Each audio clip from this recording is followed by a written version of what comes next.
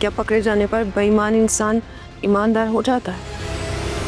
कोई भी तुम्हें उस तरह नहीं चाह सकता जिस तरह मैंने तुम्हें चाहा। अरे मेरा बच्चा, और बाबा से आपकी ऐसी शक्ल नहीं देखी जाती। ठीक है बाबा, दवा ले रहे थे कि ठीक हो जाएंगे, क्या पता था अचानक हो जाएगा। बस आप ठीक रहो। बाबा हम सब बहुत डर गए थे। बाबा अब आपने अपना बहुत ज़्यादा ख्याल रखना है। डॉक्टर्स ने स्पेशली कहा है कि इतने बड़े ऑपरेशन के बाद आपने सिर्फ आराम करना है और अपना ख्याल रखना है। अरे यार बिल्कुल ठीक हूँ, और आप सब जितना ख्याल रख रहे हो ना, और मज़ीद ठीक हो जाऊंगा। बस सॉरी बेटा, मुझे अफसोस है कि मेरी वजह से आप लोगों का हनीमून जो है ख़राब हो गया। ये क्या बात हुई भला? आपकी सेहत से बढ़कर थोड़ी है कुछ। और अब इतना भी खून सफेद नहीं हो गया मेरे बच्चे का कि आपको इतनी बीमारी में अस्पताल में पड़ा छोड़कर घूमने फिरने हनीमून पे चला जाए। आप बिल्कुल अंकल, मैंने और वासे ने यही डिसाइड किया है कि जब तक आप बिल्कुल ठीक नहीं हो जाते हम कहीं नहीं जाएंगे। आलिया बिल्कुल ठीक कह रही है। बल्कि मैं तो कहती हूँ हम भी इनके साथ चलते हैं। आपकी आबोहवा तब्दील होगी, माहौल बदलेगा, तो आपकी सेहत पे बहुत अच्छा असर पड़ेगा। क्यों वासे? जी जी बिल्कुल अम्मी, बिल्कुल चल सकते हैं।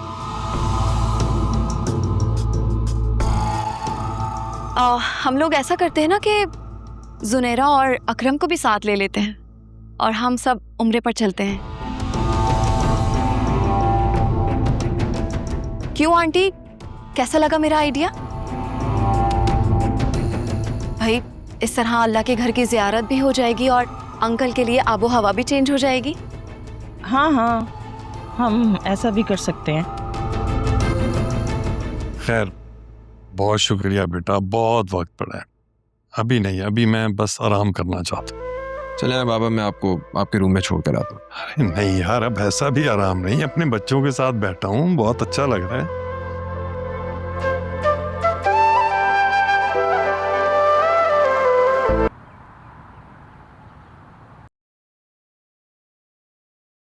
एक बात तो बताएं, आपकी तबीयत इतनी खराब थी और बच्चों से छुपानी थी आपने अपनी तबीयत, तो कम से कम मुझे ही बता देते, मैं आपको चुपचाप डॉक्टर के पास ले जाके इलाज करवा देती आपका। लेकिन आपने भी अपनी बीवी से खैरियत बरती। अब आपकी अम्मा बार बार फोन कर रही हैं और इतनी बातें सुना रही है ना कि क्या बताऊं मैं आपको। सारे ससुराल वाले भी यही समझते हैं कि मैं एक बुरी औरत हूं और मेरी लापरवाही की वजह से आपकी ये हालत हुई है। अरे क्यों लोगों की परवाह करती हो? ब्लड प्रेशर तो मुझे जवानी से ही था, अब इस उम्र में दिल की बीमारी तो इंसान को हो ही जाती है। और अम्मा की फिक्र तो बिल्कुल ना करो। कैसे ना करूं? आ रही हैं वो यहाँ सर्दियों में। अब तो उनसे सर्दी बर्दाश्त नहीं होती ना। हाँ, और मुझसे आपकी अम्मा बर्दाश्त नहीं होती। अरे क्या हो गया, हफ्ते डेढ़ के लिए तो आती हैं वो।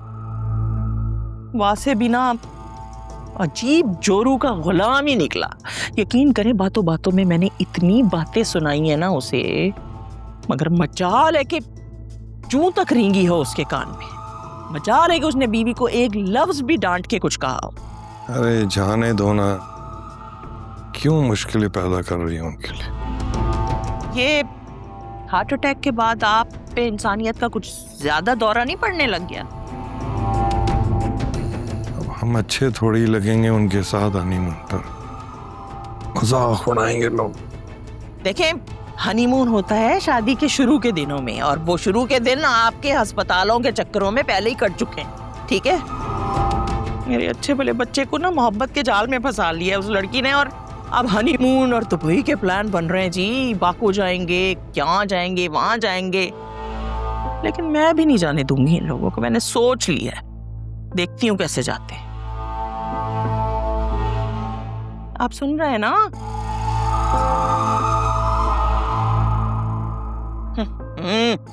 मजाल है जो इस शख्स ने और तक कभी मेरी पूरी बात सुनी हो, हमेशा बीच में से गायब हो जाते हैं।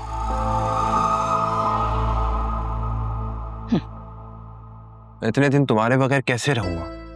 बिल्कुल वैसे ही जैसे आप शादी से पहले रहते थे। शादी से पहले की बात और थी अब मुझे तुम्हारी आदत सी हो गई है। वैसे सच कहूँ तो जाने का दिल तो मेरा भी नहीं चाह रहा, लेकिन क्या करूँ, जोया बाजी को मुझसे ज़रूरी काम है। वो तो घर भी आ चुकी हैं। अब मैं इस तरह अचानक प्लान कैंसिल करूँगी तो वो नाराज़ हो जाएंगी। तुम मुझसे वादा करो कि तुम 2 दिन में वापस आ जाओगी। अब तो मुझे ऐसा लग रहा है कि आप लीगल डॉक्यूमेंट्स पे ना कॉन्ट्रैक्ट साइन करवाएंगे मुझसे। यार मुझे वाकई नहीं समझ आ रहा, मैं 2 दिन तुम्हारे बगैर क्या करूँगा। 2 दिन की ही तो बात है, आप मुझे खूब सारा मिस कीजिएगा। बहुत संग दिल हो तुम वैसे। चलो मैं शावर ले लूं, फिर तुम्हें घर ड्रॉप करता हूँ।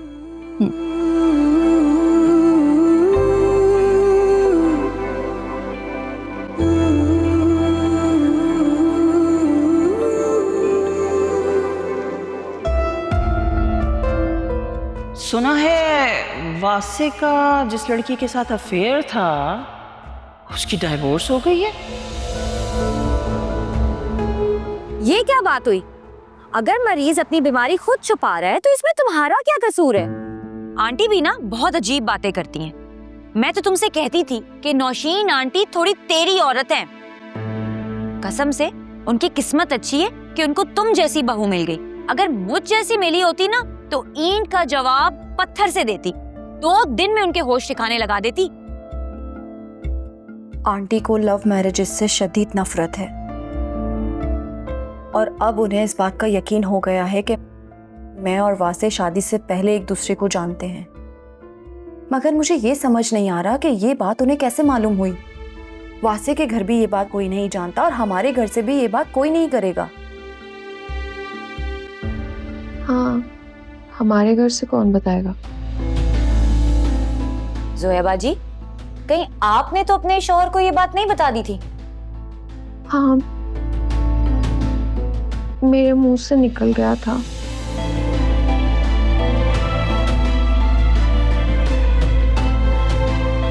जोया बाजी, क्या जरूरत थी उनको ये सब कुछ बताने की?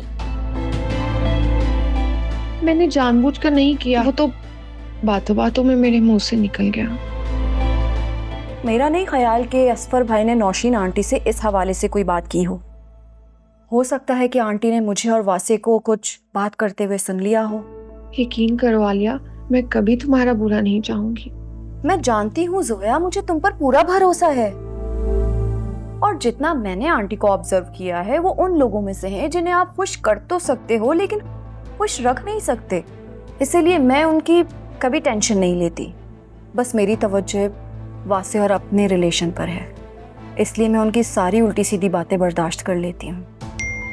मैरिड लाइफ आसान नहीं होती। शादी सिर्फ एक फर्द से नहीं, पूरे खानदान से होती। सबको खुश रखना पड़ता है। आनी, आपको पता है मेरे बाबा भी व्हाट्सएप पर अपने फ्रेंड को ये वाले हार्ट भेजते हैं।